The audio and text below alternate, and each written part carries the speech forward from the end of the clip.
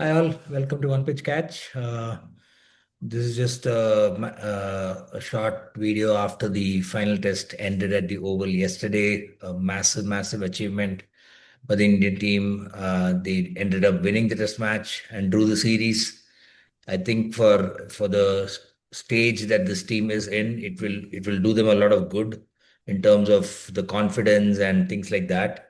But it seemed like England were overall very good throughout the series, and India were able to match them pretty much most of the time, and that's why 2-2 seems like a pretty good result. And no praises is enough for Siraj. He just keeps going on and on and on. He was fully at England's batsmen throughout the series.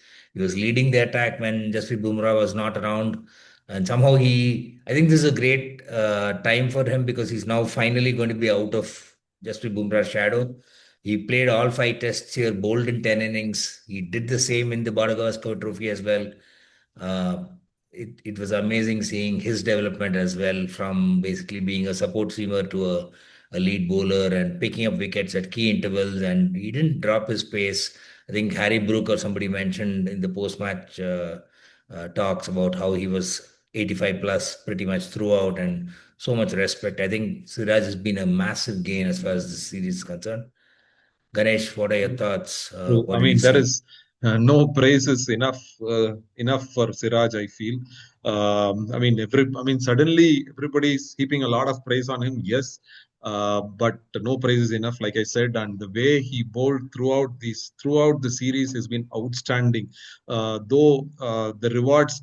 The majority of the rewards came in the two tests we won, in the second test and in the Yeah. fifth test. In both were so, but overall, he's been a warrior. He's just more than lion-hearted. He's been a warrior, and his commitment is unmatched. I think there is no other cricketer in the squad who will be as committed as Siraj. Always, over the years, not just because of yesterday or Yeah, because of the that's true. series.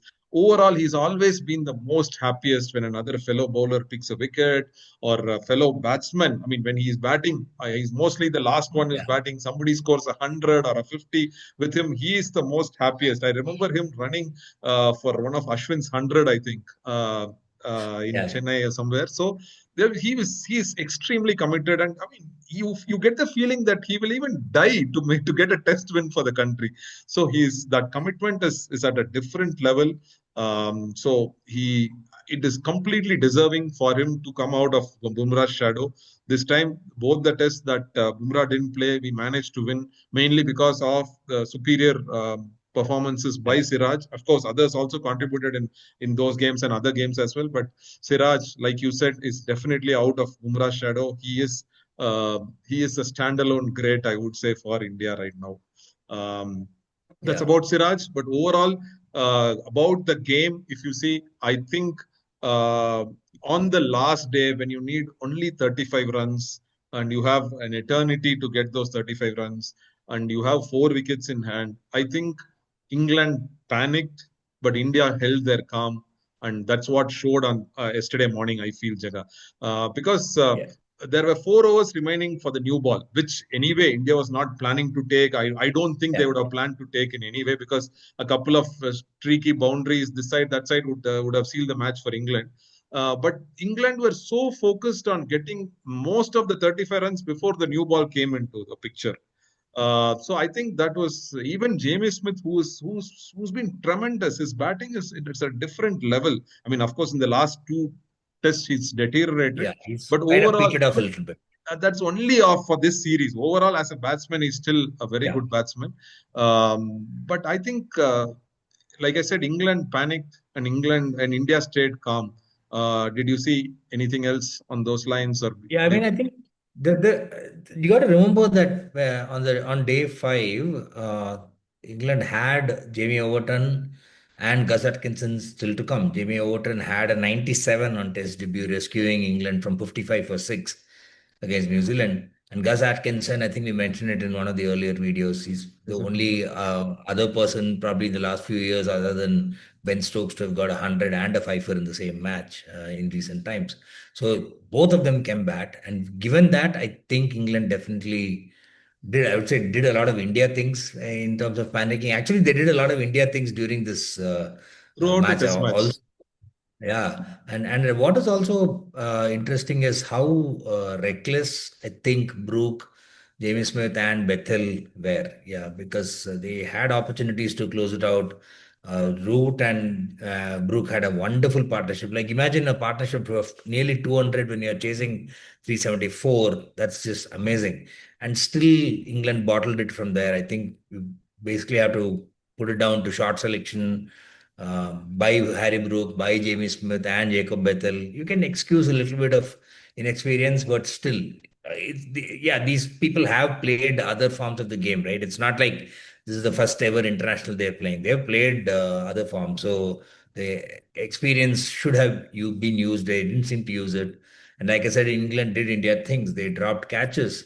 The Nightwatchman scored 50 plus. Akashdeep's partnership, I think, with Jaiswal was amazing, right? I mean, and England also let India's tail make runs. You had Jadeja, Dhruv Jurel, Washington Sundar, all of them between them, they got around 70 odd runs. And I think Prasidh and Siraj both didn't score. So the tail essentially did make runs. Did have a longer batting lineup both due to picking an extra batsman and because Akashdeep had gone in earlier. But still, England did India things by doing all those things. So in that sense, it was a little odd watching how England was batting. Yes, exactly. Like you said, England did a lot of India things, starting from dropping catches. And I mean, though Prasidh Krishna didn't score anything, it was almost a 40-run partnership between Prasidh Yeah, Krishna yeah, and Washington Sundar. So this yeah, mostly happens for the 10th wicket only when India is bowling. So this is a rarity when I mean, every brilliantly batted. Washington yeah, brilliantly correct. batted. He 100 in the previous game. This game he batted at 8 and 9 in both innings, but Yeah, he batted brilliantly to hit those massive sixers. And God, I mean, I yeah, think one of those sixers eventually proved to be the difference, the 6 run win. exactly. Yeah. So I think that was brilliant. And going back to the Akashdeep and Jaiswal partnership, Akashdeep was doing a great job hitting boundaries every time. I mean, when there are two, Yeah. three good balls bowled at him, he came up with a boundary. Some of them were streaky, going to fine leg and all those things, but there was a boundary. But in what was very impressive about that partnership was Jaiswal, who had blasted the previous day to more than a runner ball Correct, 50. correct. He being the senior batsman in the team, an opener, he just shut down his ego and Yeah, started playing slowly. Whenever possible, he yeah, was giving singles to Akashdeep. He was not trying yeah, to yeah. protect Just him. trusting him. He was not trying to protect him. The way Jaiswal cut down his ego and batted in the second innings was brilliant to me. These are all things that you see when India bowls. So usually Yeah, the yeah, opposition exactly. Yeah. batsmen do all these. So that was a great thing. And I mean, talking of Brook, I think yes, Jaga. I would think Brook was the biggest culprit in terms of reckless batting. Yes, you can say Bethel and Jamie Smith also, but Brook being Brook, the way that he's being projected and Number hyped, one or number two test batsman. yeah, so the way he's been projected to be the next Sachin Tendulkar coming from England and all those things. So I think that uh, when you have the 70 runs to get and you almost India have given up, I think. I mean, though Yeah, they had now given up after at that after stage. winning we never give up is all a nice thing to say, but at that point of time they had India on the mat and they had Yeah, no clue. They were clueless, the Indian bowlers were, and we were just three fast bowlers we were playing. Again, I don't think the selection was right. But luckily, I mean, again, when the results go our way, I don't know if people go and introspect about the mistakes that they did. So I think Brook yeah. was the We'll have to biggest get to it culprit. in the next episode. Yeah, I think the biggest culprit was definitely Brook's reckless shot. So they keep chest thumping about baseball. I think they need to have a plan B against tougher opposition like this when India are with their tails up. It is not. I think that set the role. I mean, probably he would have thought that Root is there. He would finish off. No, you do not think that. Yeah, Always like mostly. Jeffrey Boycott says, add 2 wickets to the score and see how it is. Yeah. How does it look? So that's how you should play always. I think the I think what you also saw was the very fine margins, right? There were so many things that happened yesterday could have gone in a different direction, and the result would have been totally different. You had when Dhruv Jurel didn't take his gloves off, so there was a missed run out, and literally Gus Atkinson was 1 6 hit away from A basically tie. tying the match at a minimum, and then therefore there's no share for India in the series. So there's such fine margins, and it's very interesting how things eventually panned out. I was also surprised with some of Shubman Gill's captaincy yesterday, especially like it seems like he probably forgot to inform Dhruv Jurel about Siraj's maybe Yorker plan so that he should take his gloves off. I think same way the ball before the over switched when Gus Atkinson eventually got out, they had nobody close by. You are trying to save a single and you didn't have anybody close by. You're only dependent upon the wicketkeeper because this time Dhruv Jurel had taken off the outer gloves. This and you're only dependent upon the keeper collecting it and trying to run out. That doesn't work. I mean, you should have had at least two or three people inside trying to save the one. So got a little lucky, I think. Yeah, I All's mean, well that and ended. that was a very good opportunity to have 2, 3 people closer to cut the singles because they were also panicking because Correct. they don't have another. I mean, in fact, they didn't have a batsman on the non-striker end also. It was Yeah, Woakes who correct. cannot hold a bat. He Was was just basically a there. runner.